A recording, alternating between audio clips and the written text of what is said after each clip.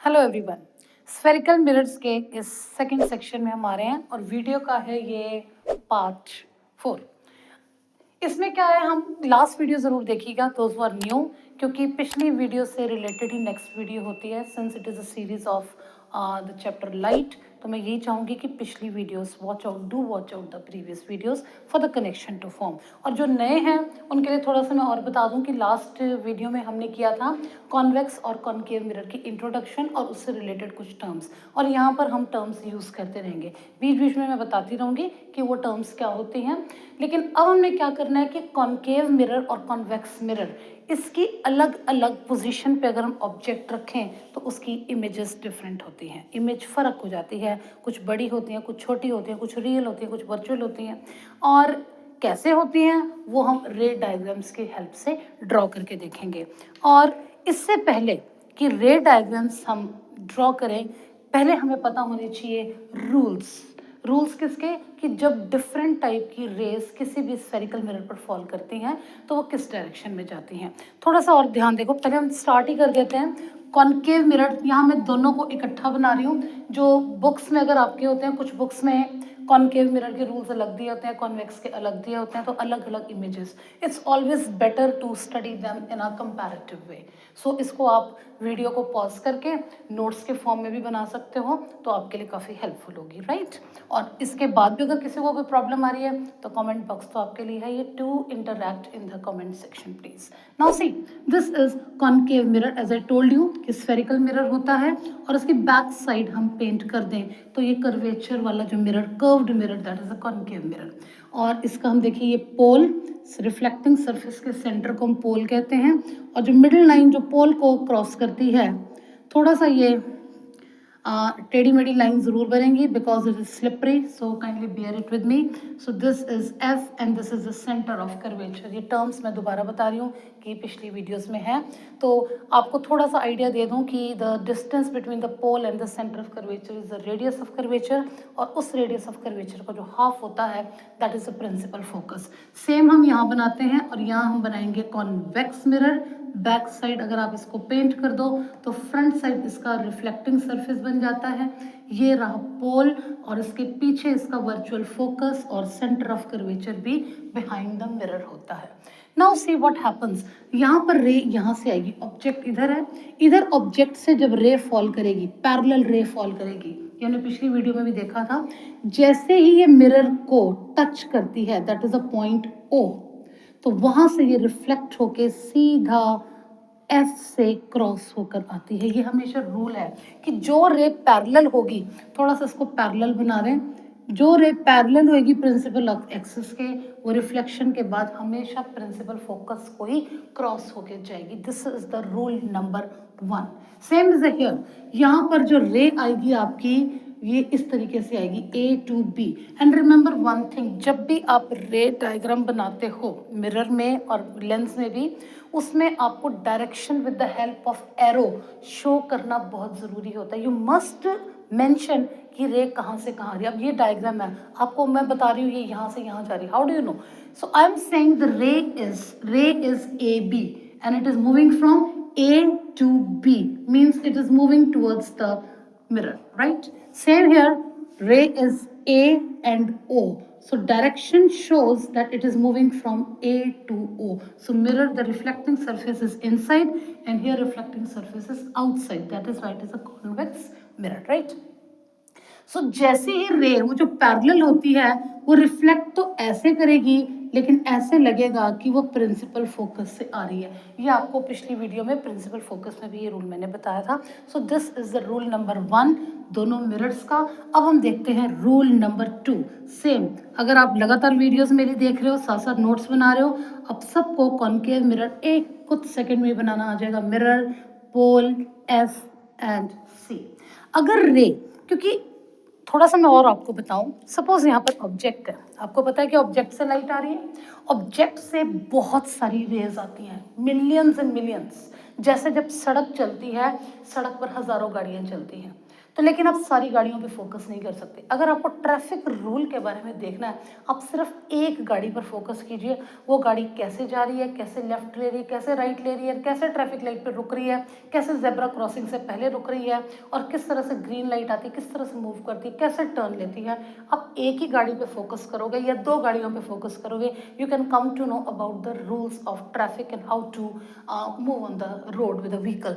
Similarly there are millions and millions of rays. अब ये object है, इस पर रेस पूरी पूरी पैरेलल बीम ऐसे मिरर पर गिर रही होंगी, काफ़ी सारी रेस ऐसे भी आ रही होंगी, नीचे से भी आ रही होंगी, और बड़ी सारी रेस मिरर को टच भी नहीं कर रही होंगी। We are concerned of the rays only which fall on the mirror, क्योंकि हम इमेज की बात कर रहे हैं। इस ऑब्जेक्ट की इमेज इस मिरर पे तब बनेगी अगर इस ऑब्जेक्ट से उस मिरर पर रेस फॉल करेगी।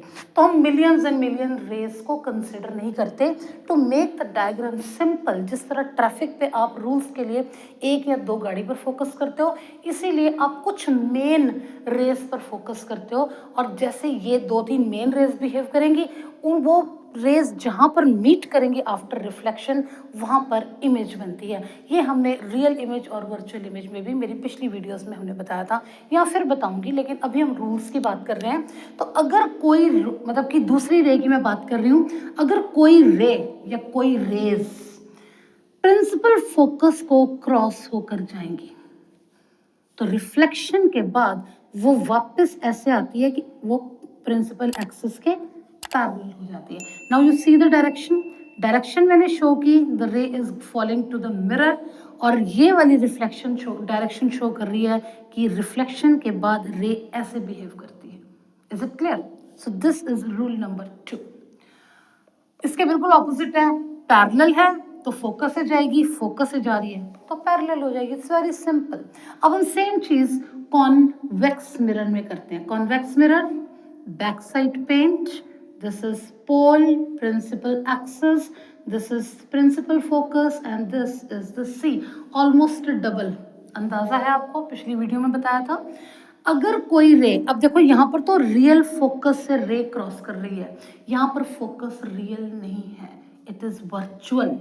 तो जो रे ऐसे लगेगा कि डायरेक्शन उसकी ऐसी है कि अगर ये मिरर ना होता, ये सीधा प्रिंसिपल फोकस पर हिट करती, पर हिट नहीं कर सकती क्योंकि मिरर ने उसका रास्ता रोक लिया, and it will reflect back and will become parallel to the principal axis.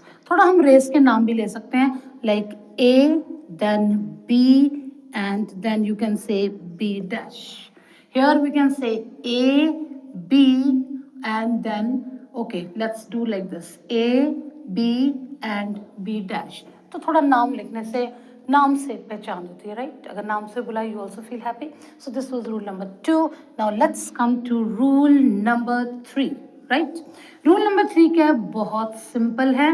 Again, concave mirror, ये बन गया पोल, ये F, ये C। अगर रेस सीधा पोल पर हिट करती है तो ये जो आपका प्रिंसिपल एक्सिस है, it acts as a normal, तो बिल्कुल इस एंगल के बराबर यहाँ पर आप रे की रिफ्लेक्शन शो कर दीजिए। This reflects back like this. Can you see the direction? Simple. अब यहाँ पर अगर हम देखें, this is your convex mirror, ये आपका रहा पोल, ये F, ये C। अगर रे प्रिंसिपल फोकस पे, पोल पे सॉरी, हिट करेगी पोल पे, सो ये आपका एंगल हो गया। This principal axis again behaves as a normal. यहाँ मैं P थोड़ा सा रब करके पीछे लिख देती हूँ, and it will reflect like this. So angle of incidence हो गया, एंगल ऑफ रिफ्लेक्शन, इस तरह से ये शो करता है। तो मैं नेक्स्ट वाला रूल नंबर 1 रब कर रही हूँ, और is it visible? Rule okay 4। यहाँ पर हम लेंगे concave mirror again, rule number 4 के लिए। ये रहा आपका pole, focus, then centre of curvature.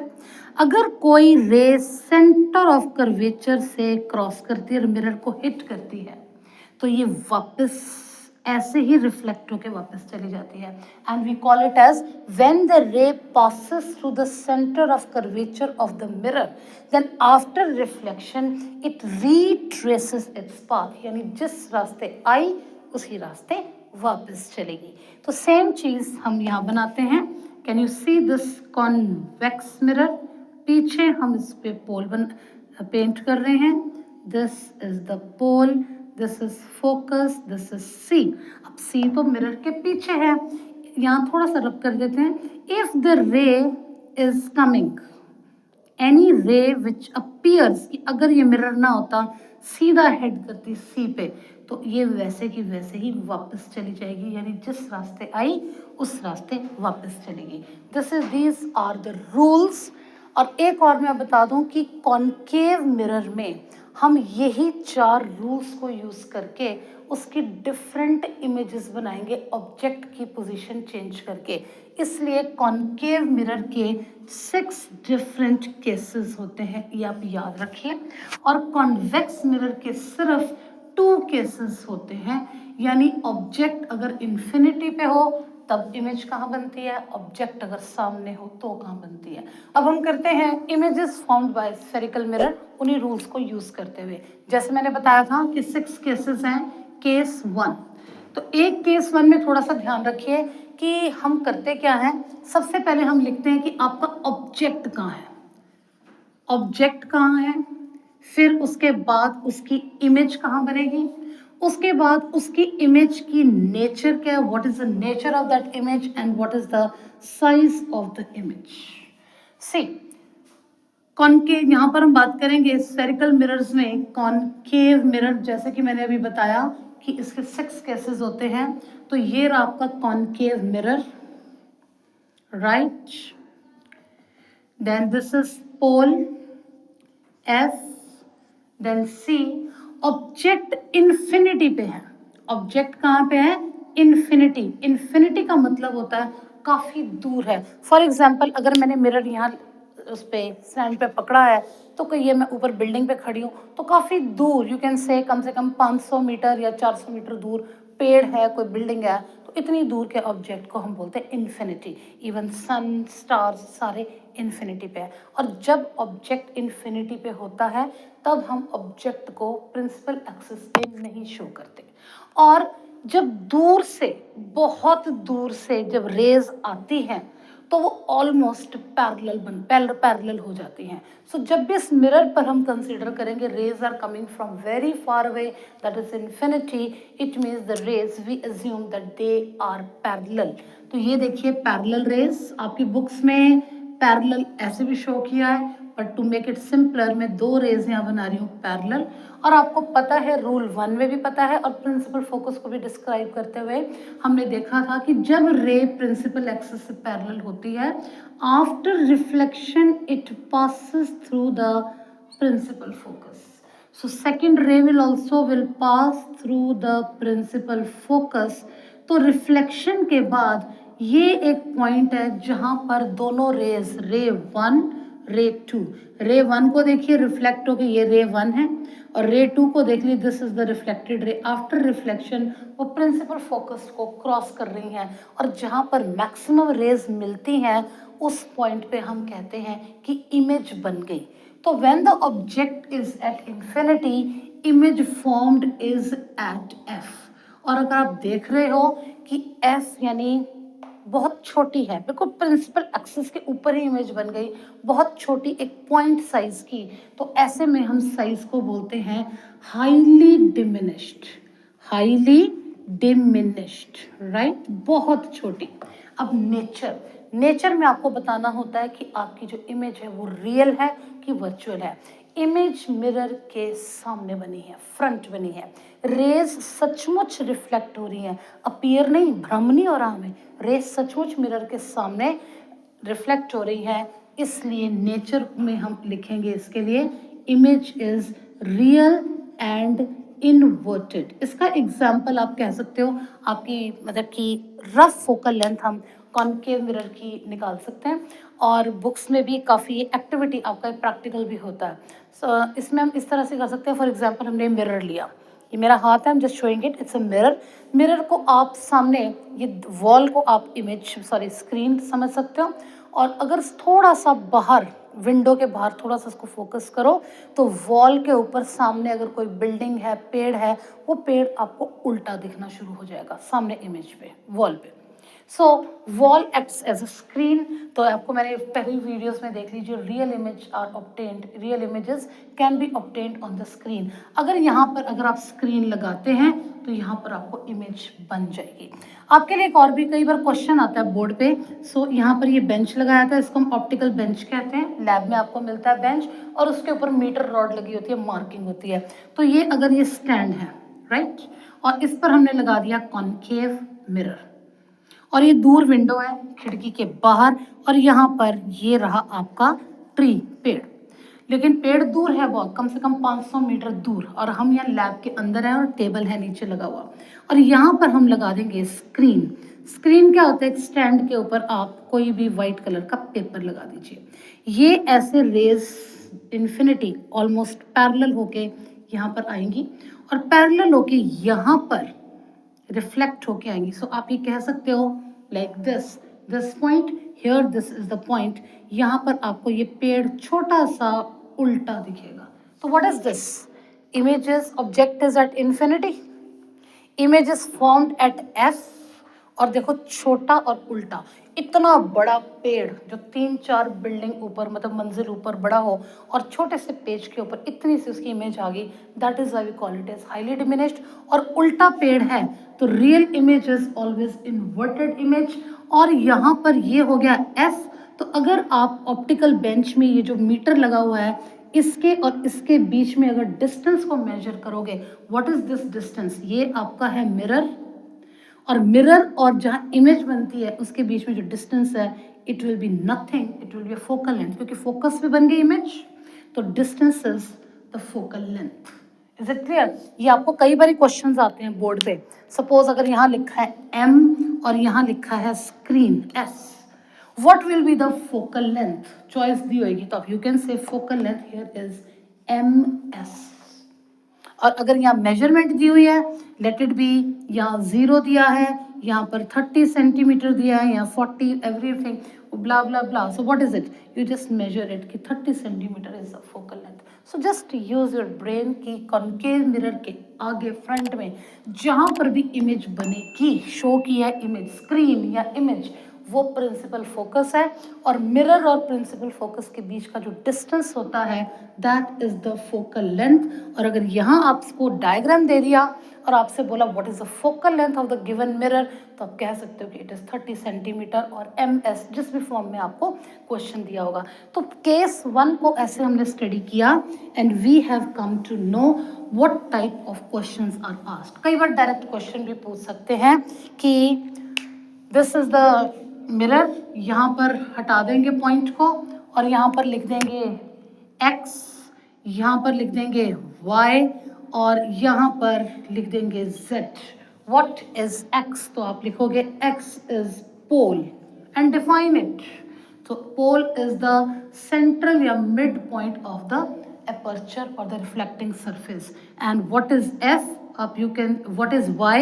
तो y is nothing, it is the principal focus। और उसको define करो तो you can define that। And what is z? z is the focal length, that is distance between pole and that is x and y here, और pole और principal focus। So इस type के questions पूछे जा सकते हैं यहाँ से। Now let's go to case number 2। मैं यहाँ ड्रॉ करूंगी केस 2, केस 1 में दोबारा ड्रॉ करूंगी। Let's see case 2। केस 2 में क्या होगा? This is again concave mirror, this is the pole F, then C. Object हमने पहले लिया था इन्फिनिटी पे, अब ऑब्जेक्ट को थोड़ा मिरर के आगे लेकर आइए, यानी टुवर्ड्स द मिरर।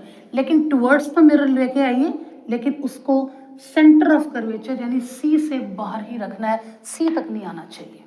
तो हम यहाँ लिखेंगे क्या? Where is the object?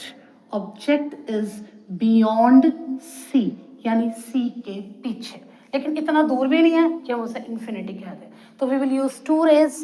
पहली रे हम लेंगे पैरेलल। व्हेन द रे, ये देखो ऑब्जेक्ट से रे ऐसे गई मिरर पे, so it is parallel, automatically it will fall after reflection and will pass through F। अब देखिए दूसरी आप रे ले सकते हो प्रिंसिपल फोकस से जो रे जाएगी, कैन यू सी दिस? और इस तरीके से अगर हम इसको इस तरह, reflection will be like this, it will become parallel and can you see this is the point जहां पर ये दोनों रे मिल रही हैं। मैं दोबारा बता रही हूँ, ray 1 is from top, let it be object A and A dash, A से गई ये बी तक और रे 1 रिफ्लेक्ट होके आई, दिस इज रे 1 रिफ्लेक्ट होके ये आई। रे 2 ए और बी डैश इस तरह से गई और पैरेलल होके वापस आ गई। ये दोनों रेज इस पॉइंट पे मिली और तरीका क्या होता है इमेज बनाने का कि जिस पॉइंट से मिली उससे आप सीधा प्रिंसिपल एक्सिस तक ज्वाइन कर दीजिए और जो पॉइंट है जहां पर वो मीट की है रेज आफ्टर रिफ्लेक्शन, वहां पर आप बना दीजिए एरो हेड। एरो का मतलब होता है ये एरो है तो ऑब्जेक्ट सीधा है, अगर ये एरो नीचे है तो आपका ऑब्जेक्ट उल्टा है यानी अपसाइड डाउन है यानी इन्वर्टेड है। तो आप अपने आप ही देख लीजिए ये जो इमेज कहाँ बनी, जब ऑब्जेक्ट बियॉन्ड सी, सी के पीछे है तो आपकी इमेज बनेगी between C and F, between C and F. देखो सी एंड एफ के बीच में बनी। अगर आप इसका हाइट देखिए, साइज की बात करते हो तो ये बड़ी है, ये थोड़ी सी छोटी है। तो what is the size of the image? It is diminished. आप पूछोगे कि पीछे तो हमने लिखा था हाईली डिमिनिश्ड, वो बिल्कुल प्रिंसिपल एक्सेस पर थी, इतनी छोटी पॉइंट साइज हो गई थी, लेकिन आप ये ऑब्जेक्ट से छोटी है बट थोड़ी छोटी है इसलिए just diminished. Next point is the nature. Nature क्या है? मिरर के सामने बनी है, इट इज रियल। और आपको मैंने बताया कि रियल इमेज हमेशा उल्टी होती है, इन्वर्टेड होती है। देखो एरो नीचे का मतलब ही है it is real and inverted. You may ask कि मैम हमें क्या पता एरो हमने नीचे बनाना है। गलती से भी एरो ऐसे मत बनाना, क्योंकि एरो कहाँ बनेगी? जहां पर रेस मीट कर रही है। और ये लगातार देखो, जब हम केस 6 करेंगे वहां आपको पता लगेगा कि अपसाइड वाली जो ऊपर वाली इमेज यानी इन और यू कैन से वर्चुअल एंड इरेक्ट इमेज कैसे बनती है, राइट? तो कभी भी अगर आप जैसे केस 2, ये हम अपने कन्वेंशन के लिए अपनी सहूलियत के लिए नाम देते हैं केस 1 केस 2। इसका मतलब ये नहीं कि केस 2 में subject is beyond C, number आप जो मर्जी दे दीजिए। Case is when the object is beyond C, show the formation of image with the help of ray diagram and show its nature and size। इस type का question आता है। तो आपको ये प्रॉपर रे डायग्राम बनाना है, इसको प्रॉपर लेबल करोगे, रेस की डायरेक्शन बताओगे और साथ में ये चारों पॉइंट्स लिखोगे, तब आपको पूरे नंबर मिलेंगे। कई बार एग्जैक्ट पूरे 3 मार्क्स का क्वेश्चन आता है, राइट? अब हम बात करते हैं केस 3 की। मैं इसको रब नहीं करूंगी, लेट्स डू केस 3। 3 मीन्स अभी हमने सी के पीछे रखी इमेज, सॉरी ऑब्जेक्ट। अब हम धीरे धीरे आगे लाएंगे, हम सी तक ले आएंगे। So I draw it over here. If I rub like this, okay, this is concave mirror, pole F and C. यहां पर रख दीजिए ऑब्जेक्ट। कैन यू सी? आपका ऑब्जेक्ट आगे आ गया। अगर आप ऑब्जेक्ट यहां रखते हो, अब देखिए कहां बनती है इमेज। मैं थोड़ी सी यहां चीटिंग करूंगी, मैं बिल्कुल सी के पास ही इमेज बना दूंगी, क्योंकि आई नो इट कि सी पर इमेज बनती है। क्योंकि अगर आप कई बार आप ट्राई भी करो, if you try to draw this diagram, तो कई because we don't measure the focal length and C exactly, अंदाजे से बनाते हैं, so sometimes it may not come right. तो बच्चे कई बार इरिटेट और फ्रस्ट्रेट हो जाते हैं। सो इसके लिए ट्रिक क्या, पहले ही बना दीजिए, क्योंकि जब सी पर ऑब्जेक्ट है, सी पर ही इमेज बनेगी। कैसे? सी, यहाँ पर आप पैरेलल रे ले लीजिए और ये प्रिंसिपल फोकस से आएगी, ये इस तरीके से, right? This is the reflected ray. Second, जैसे ये प्रिंसिपल फोकस से गई, it will reflect like this. So can you see, this is ray 1 और ये रे 1, रे 2 और रिफ्लेक्शन के बाद रे 2। तो आपका ये एड्रेस कैसे बनेगा? Object at C. इमेज कहाँ बनी? अगेन एट सी। साइज क्या है? साइज इज, देखो ऑब्जेक्ट का और सी मतलब इमेज का, this is the object and this is the image, it is same, so same as that of object, कई बच्चे खाली सेम लिख देते हैं, किसके सेम, ऑब्जेक्ट के सेम। देन नेचर, नेचर तो वही है, real and inverted, real and inverted. क्यों है रियल एंड इन्वर्टेड, मिरर के सामने बनी है, rays are actually meeting in the formation of the image, और उसके बाद इन्वर्टेड है, देखो एरो नीचे है, दिस इज द इमेज। अब थोड़ा सा और ध्यान दीजिए, जैसे ऑब्जेक्ट आगे आ गया, ऑब्जेक्ट आगे आ गया, इमेज का साइज पहले क्या था, ऑब्जेक्ट से छोटा, अब क्या है, ऑब्जेक्ट के बराबर हो गया। अब थर्ड फोर्थ केस देखिए क्या होता है। अब हम ऑब्जेक्ट को थोड़ा आगे लेकर आ रहे हैं, that is between C and F. C and F का मतलब होता है कि सी से पीछे नहीं होनी चाहिए, एफ से आगे नहीं होनी चाहिए। सी और एफ में आप यहाँ पर भी रख सकते हैं, यहाँ पर भी रख सकते हैं, it is like this. So image आपकी बनेगी बियॉन्ड सी, कैसे बनेगी सी, ये पैरेलल रे and this is the reflected रे। और अगर हम प्रिंसिपल फोकस से रे लेकर जाएं, it will reflect back and will become parallel. तो आप देखते हो ये आपका पॉइंट है जहाँ पर दो रेज मीट कर रही हैं। तो मैं प्रिंसिपल एक्सिस को थोड़ा सा और एक्सटेंड कर दूं, और मैंने आपको क्या तरीका बताया कि जहाँ पर ये रेज मीट करती हैं वहाँ से आप सीधा लाइन ड्रॉ कीजिए प्रिंसिपल एक्सिस तक, और एरो यानी हेड कहाँ होगा इसका, नीचे जहाँ पर रेज मीट कर रही है। सो कैन यू सी कि when the object is between C and F, तो इमेज कहाँ बनी, इमेज बनी बियॉन्ड C, C से पीछे बनी। साइज क्या कह रहा है, इट इज एविटेबल। देखिए ये रहा साइज आपका, ये ऑब्जेक्ट है, इमेज अपने आप ही बड़ी है, दिख भी रही है आपको। So this is size is magnified, magnified means enlarged, magnified मत लिखो, we can write enlarged, right. And nature क्या है, real and inverted, nature is real and inverted. Reason वही रहेगा, मिरर के सामने रेज आर एक्चुअली मीटिंग, तभी image बन रही है, और उसके बाद उल्टी बन रही है तो रियल और इन्वर्टेड ही होगी, राइट। सो केस 4 हो गया आपके पास। मैं केस 5 यहाँ बना रही हूँ, केस 5, ओके, केस 5, ताकि मैं चाहती हूँ कि सारी इमेजेस आपके सामने हो। अब हम ऑब्जेक्ट को थोड़ा और आगे लेकर जाएंगे प्रिंसिपल फोकस तक, ठीक है। तो when the object is at principal focus, see ये आ गया आपका पोल, ये एफ, ये सी, ऑब्जेक्ट सीधा फोकस पे। अब आप इमेज कहाँ बनेगी, देखिए पैरेलल, और रिफ्लेक्ट होके सीधा ये प्रिंसिपल फोकस से जा रही है। अब आप दूसरी रे ले लीजिए पोल पे, और यहाँ पर ऐसे ले जाइए, and can you see these two rays are parallel. थोड़ा सा ये स्लिपरी हो रहा है, अदरवाइज इट इज पैरेलल। तो जो रेज पैरेलल होती हैं वो इन्फिनिटी पे जाकर कहीं मीट करती हैं, इन्फिनिटी मीन्स दूर कहीं जाकर मीट करती हैं, और इसके लिए हम लिखेंगे ऑब्जेक्ट एट एफ यानी एट प्रिंसिपल फोकस, इमेज बनी at infinity, this is a sign of infinity, और साइज क्या होगा इसका, साइज होगा हाईली मैग्नीफाइड, बहुत बड़ी, हाईली इनलार्ज्ड। और नेचर तो आप बोलोगे हमें तो दिखने नहीं, उल्टी है, मिरर के सामने, चाहे दूर हो चाहे सामने हो, चाहे काफ़ी दूर हो, जो भी मतलब कि इमेज बनेगी, it will be always real and inverted. थोड़ा सा इसको पॉइंट ध्यान रखना पड़ेगा। 5 केस हमने कर लिए, 6 केसेस करने हैं।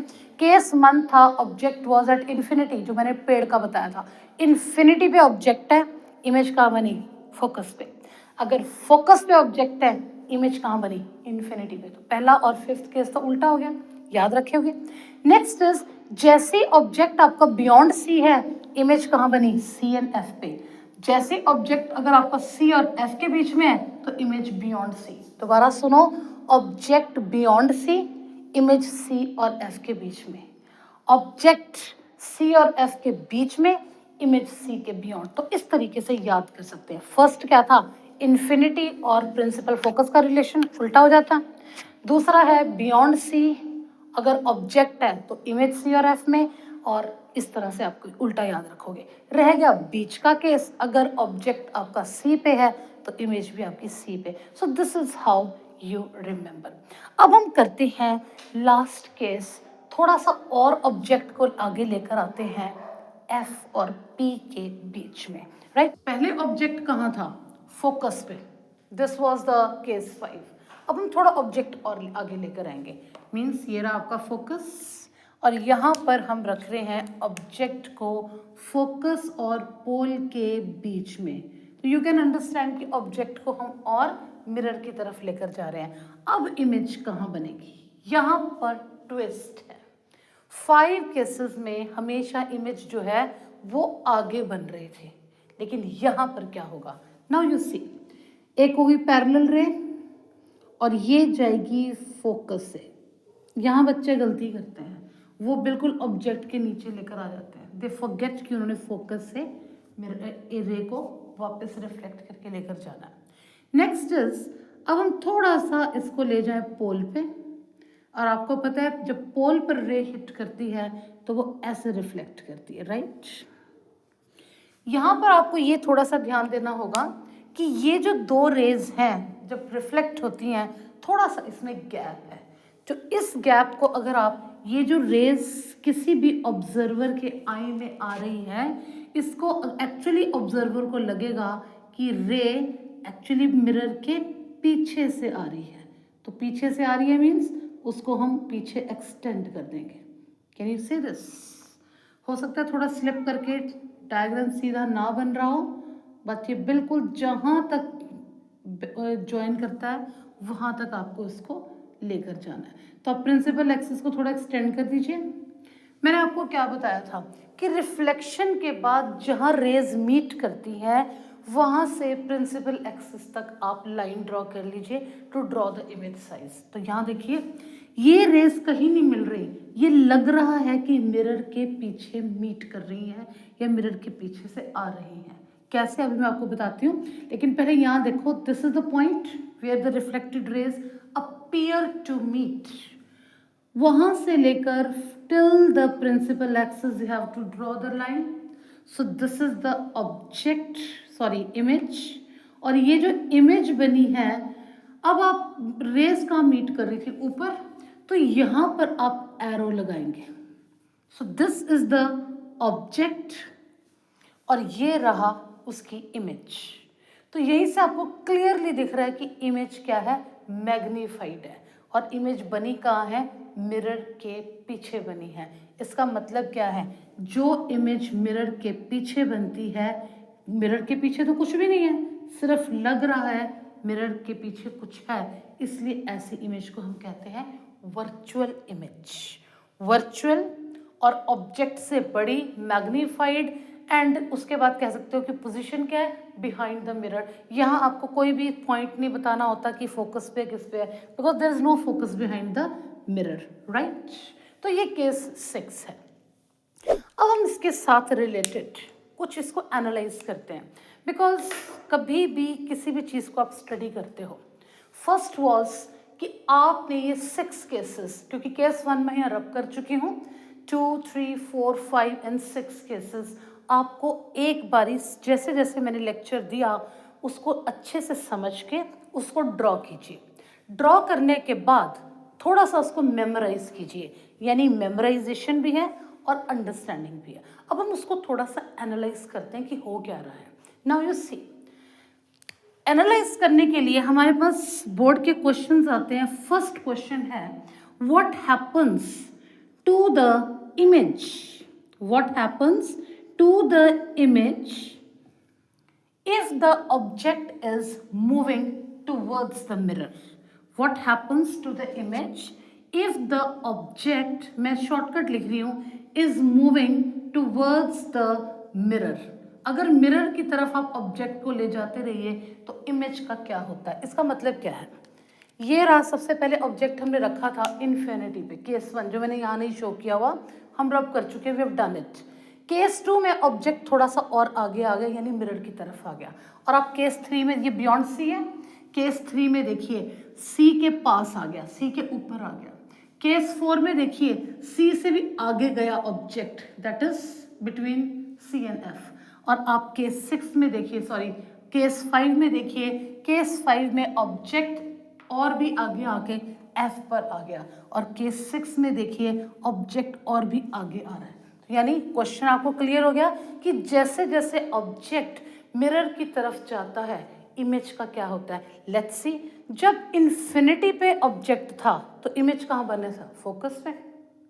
अब ऑब्जेक्ट कहाँ है, थोड़ा आगे आ गया तो ऑब्जेक्ट, इमेज पहले फोकस पर थी, ऑब्जेक्ट इन्फिनिटी पे था। अब ऑब्जेक्ट मिरर की तरफ आया तो इमेज मिरर से दूर जा रही है। दोबारा देखिए, ऑब्जेक्ट ये अब आगे जा रहा है। नेक्स्ट केस में object is moving towards the mirror, यहां गया। और इमेज कैसे, इमेज सी और एफ के बीच में थी, यहाँ इमेज सी पर आ रही है। तो कैन यू सी कि जैसे जैसे ऑब्जेक्ट मिरर की तरफ जा रहा है इमेज मिरर से दूर जा रही है। और देखिए सी पे है, दिस इज सी ओनली। मैं यहाँ थोड़ा सा और क्लियर कर देती हूँ कि सी पर ही ऑब्जेक्ट है। अब आप ऑब्जेक्ट को और आगे लेकर जा रहे हो, यानी बिटवीन सी एंड एफ। तो इमेज देखो पहले सी पर थी, अब इमेज सी से बाहर आ गई है यहाँ पे। सो what you have to say कि as the object is moving towards the mirror, the image is moving away from the mirror. But when the object is within the focus, the image goes behind the mirror. तो ये थोड़ी सी analysation है कि जब आप इसको properly देखते हो सारी इमेजेस को इकट्ठा करके तो आप उसको एनालाइज करते हो। तो एक और नेक्स्ट क्वेश्चन भी है जो नॉर्मली पूछा जाता है कि व्हाट हैपन्स, ये तो इमेज की पोजीशन की बात पूछी थी। सेकेंड क्वेश्चन पूछा जाता है what happens to the size of image, कब, when the object is moved towards the mirror. जब ऑब्जेक्ट मिरर की तरफ जाएगा तो अब इमेज के साइज का क्या होगा। तो देखिए सभी केस में 1 में इन्फिनिटी पे था ऑब्जेक्ट, 2 में सी पे आ गया यानी थोड़ा और मिरर की तरफ, 3 में सी से आगे, देखो सी से आगे यानी सी पर, और 4 पे थोड़ा सा सी से और सी और एफ के बीच में। यानी जैसे जैसे ऑब्जेक्ट मिरर की तरफ जा रहा है इमेज की साइज का क्या हो रहा है, इमेज इन्फिनिट फोकस पे, जो मैंने केस 1 करवाया था, जब ऑब्जेक्ट आपका इन्फिनिटी पे है जो इमेज है वो आपका फोकस पे, साइज इज वेरी डिमिनिश्ड, बहुत ही छोटा। लेकिन अब देखिए थोड़ा सा साइज बड़ा हो गया, पॉइंट पे नहीं है, प्रिंसिपल एक्सिस पे नहीं, थोड़ा साइज बड़ा हो गया लेकिन ऑब्जेक्ट से छोटा है।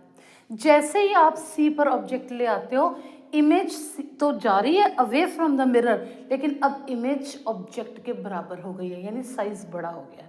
पहले ऑब्जेक्ट से छोटा, अब ऑब्जेक्ट से बराबर, लेकिन थोड़ा सा ऑब्जेक्ट अगर और भी आगे गया बिटवीन सी एंड एफ तो इमेज मिरर से दूर आई लेकिन इमेज अब ऑब्जेक्ट से बड़ी हो गई है।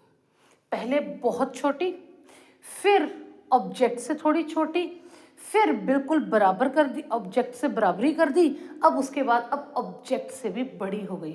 नाउ नेक्स्ट सी, आपका जो केस यहाँ से नेक्स्ट केस 5, जैसे ही आप ऑब्जेक्ट और आगे लेकर जाते हो इमेज इन्फिनिटी पे हाईली मैग्नीफाइड हो जाती है। लेकिन 6th केस में डिफरेंस है कि अगर ऑब्जेक्ट बिल्कुल ही मिरर के पास ले जाओ आपकी जो इमेज है बिहाइंड द मिरर होती है लेकिन होती मैग्नीफाइड है। तो वी कैन से कि as the object is moving towards the mirror, image is moving away from the mirror and the size of the image keeps on increasing. So ये थोड़ी सी analysation है। अब हम बात करते हैं नेक्स्ट चीज, that is the uses of this concave mirror. This is very important thing क्योंकि यूजेस सिर्फ ऐसा नहीं है कि एंड में 4-5 पॉइंट्स दिए आपने उसको पढ़ लिए, आगे आगे नहीं आगे तो वहां देखेंगे, नो। इसकी uses means application. This is was the basic, जो आपकी स्टडीज़ का जो बेस होता है कि पहले आप कंसेप्ट को अंडरस्टैंड करते हो, अंडरस्टैंड करने के बाद उसको थोड़ा थोड़ा मेमोराइज करते हो, लेकिन मेमोराइज तभी कर पाओगे जब आपको अंडरस्टैंडिंग होगी। और मेमोराइज अंडरस्टैंडिंग के बाद, मेमोराइजेशन के बाद you have to analyse it, और एनालाइज करने के बाद फिर आपने क्या करना है, उसको अप्लाई करना है अपने डे टू डे लाइफ में, and this is known as scientific temperament. अब डे टू डे लाइफ में इस मिरर को हम क्यों यूज करेंगे? सबसे पहला काम, ये जो 6th केस है ये बहुत इंपॉर्टेंट है, इंटरेस्टिंग है। मेकअप करते हैं, मेकअप के मिरर हम जब सामने पकड़ते हैं तो आपको मेकअप मिरर 2 टाइप का होता है। आपको लगता होगा कि प्लेन मिरर है, मम्मा ने पर्स से निकाला और वो प्लेन मिरर है। नो, कई बार मिरर आपका डबल होता है। आप उसको खोलिए, एक में आपको अपनी शक्ल पूरी दिखती है और दूसरे में अगर आपके आई मेकअप करना है कि सिर्फ आपकी आई मैग्नीफाइड दिखती है। तो ऑब्जेक्ट इज आई, मिरर के अंदर आई का बड़ा होना, that is a magnified image of the eye, तो वो एक्चुअली कॉन्केव मिरर होता है। कैसे? अब इसके कर्वेचर की बात करते हो, यानी ऑब्जेक्ट को विद इन फोकस रखना पड़ेगा। आप बोलोगे हम कौन सा मिरर को आगे रखते हैं, वो मिरर ऑलमोस्ट फ्लैट दिखता है, यानी आपके पास पर्स में जो मिरर होता है उसका ऑलमोस्ट सीधा होता है। तो इसका कह सकते हैं कि कर्वेचर जो है बहुत कम है। जितना कर्वेचर कम है उसका प्रिंसिपल फोकस जो है काफ़ी बड़ा होगा। तो अगर आपके पास बहुत बड़ा मिरर है, मिरर छोटा है लेकिन उसका कर्वेचर कम है, तो इतना बड़ा स्फीयर का वो पार्ट होता है, तो इतना ऑलमोस्ट यू कैन से 1 या 1-1.5 फुट का आपका वो प्रिंसिपल फोकस होगा उसका दूर। तो अगर आप मिरर को ऐसे देखते हो तो आपका फेस, आपकी आई विद इन द फोकस होती है, और आपकी आई या आपको अगर शेविंग मिरर कोई शेविंग कर रहा है तो नेचुरली उसको अपना फेस का व्यू काफ़ी मैग्नीफाइड चाहिए, तो अपना फेस या अपनी आई आपको काफ़ी मैग्नीफाइड दिखती है। इज इट क्लियर और नॉट? इसका आप एग्जाम्पल स्पून ले लीजिए घर में, और स्पून को अगर आप दूर रखोगे तो आपको स्पून के अंदर कुछ नहीं दिखेगा, लेकिन जैसे ही पॉलिश्ड स्टील के स्पून को बिल्कुल नज़दीक ले आइए, आपको अपनी आई या नोज, जो भी पार्ट आपका मिरर के सामने, वो मैग्नीफाइड दिखेगा। और वो 6th केस है, whenever the object is placed within the focus और बिटवीन F and P, यानी focus and pole, the object is image is formed behind the mirror and magnified.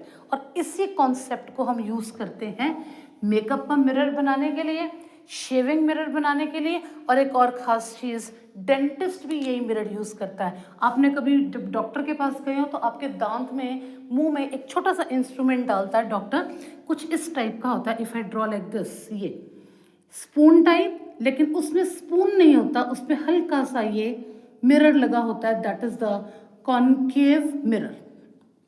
अब दांत को तोड़कर as a object of mirror के आगे नहीं लाओगे, सो डॉक्टर क्या करता है, आपके दांत की तरफ छोटा सा कॉन्केव मिरर लेकर जाता है।